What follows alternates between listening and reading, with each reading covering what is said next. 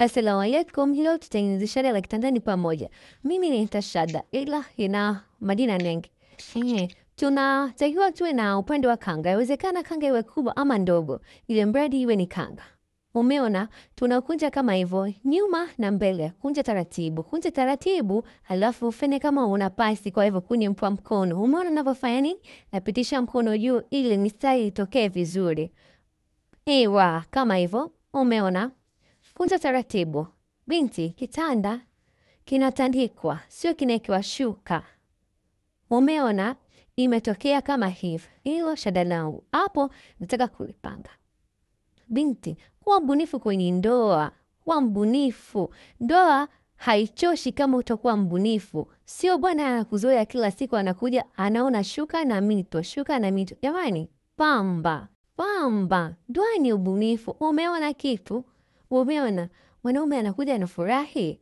Anaona ndani kumepambwa vizuri. Binti, chakarika. Usipochakarika wewe, mwenzako atachakarika nje.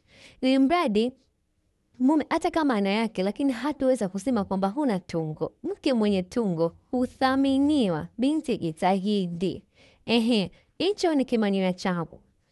Umeona, hichi hapo ni chetezo changu.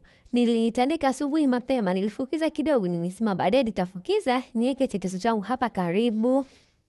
Na hiyo ni udisplay. Umeona, kumependeza. Na huo ni ubali wangu wa kanga ulobakia. Upo lele, umefukizwa. Unamsubiri mtu auvae. Mwanamke kana upande mmoja wa kanga, halafu ndani usivae kitu. Na hiyo ni shanga yangu ina ujumbe. Ona ujumbe, niwasomee. Mtasoma wenyewe.